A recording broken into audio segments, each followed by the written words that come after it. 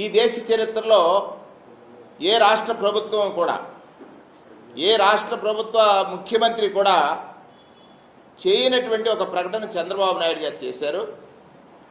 అది ఏ విధంగానంటే, ఆకాశమే హద్దుగా హామీలు ఇచ్చి కోటి వరాలు అన్నాడు 94లో, 2004లో 94, 99 మధ్యలో కోటి వరాలు ప్రకటించి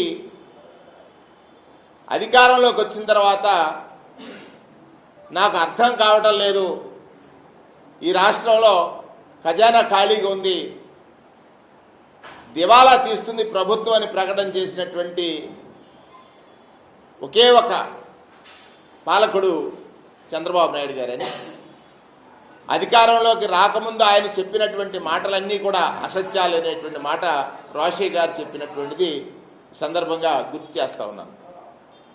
అలాగే 2014లో రాష్ట్ర విభజన జరిగింది.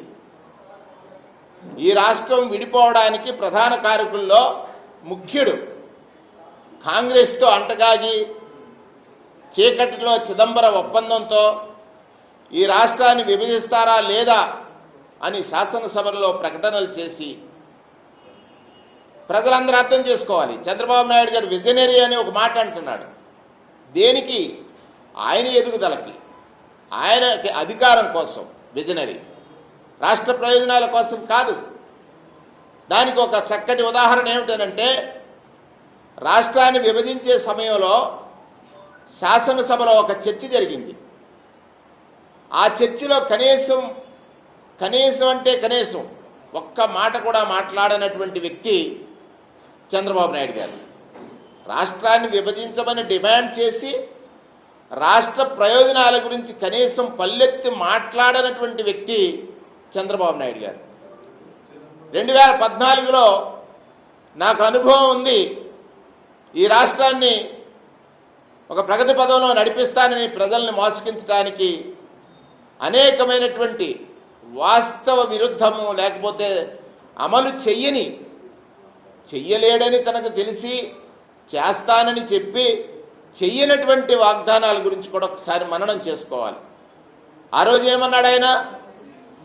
రైతులకు రుణమాఫీ చేస్తానన్నాడు. చేశారా? లేదే. 87,600 కోట్ల రూపాయల రుణాలు ఉన్నాయి.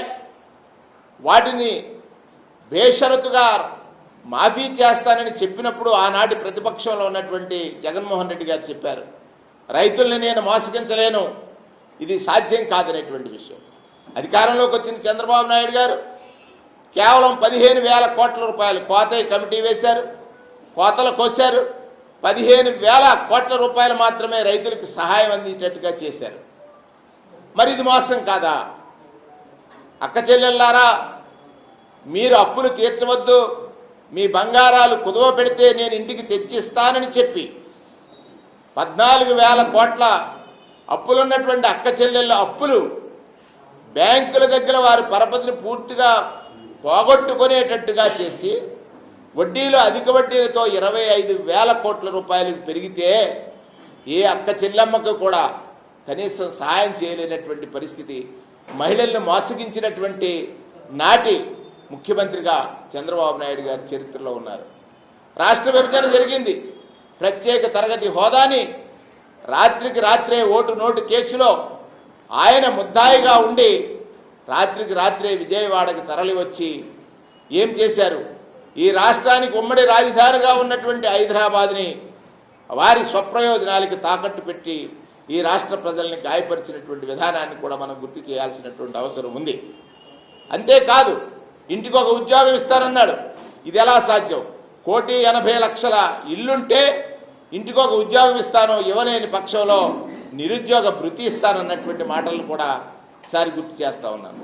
అంటే 2 పర్యాయాలు ఈ రాష్ట్ర ప్రజల్ని మోసగించడానికి సక్సెస్ఫుల్గా తను ఎంచుకున్న మార్గం. అధికారంలోకి రాకముందు ఎన్ని అబద్ధాలైనా చెప్పు, అధికారంలోకి వచ్చిన తర్వాత తాను చేయలేని పనులు పాత ప్రభుత్వం అంటే గడిచిన ప్రభుత్వాలపై నెట్టడం అనేటువంటిది చంద్రబాబు గారి నైజమని 3వ దఫా ఇవాళ 24లో అధికారంలోకి వచ్చిన తర్వాత నిన్న ఆయన నీతి ఆయోగ్ సంబంధించినటువంటి ఒక ప్రకటన చేసి, నేను సూపర్ 6 హామీలు ఇచ్చాను, అవి అమలు చేయలేనటువంటి పరిస్థితిలో ఉన్నాను. దానికి కారణం జగన్మోహన్ రెడ్డి గారి పాలన అనేటువంటి ఒక పచ్చి అబద్ధాన్ని ఇవాళ వారు మీడియా సాక్షిగా ప్రజలకు తెలియజేస్తూ ఉంటే ప్రజలు వాస్తవం తెలుసుకోవాల్సినటువంటి అవసరం ఉంది. ఆయన కొన్ని తేదీలతో చెప్తాను నేను. కొన్ని సందర్భాల్లో 5/4/22 సంవత్సరంలో మరో శ్రీలంకగా రాష్ట్రం మారుతుందని చంద్రబాబు నాయుడు గారు ఒక స్టేట్మెంట్ ఇచ్చారు.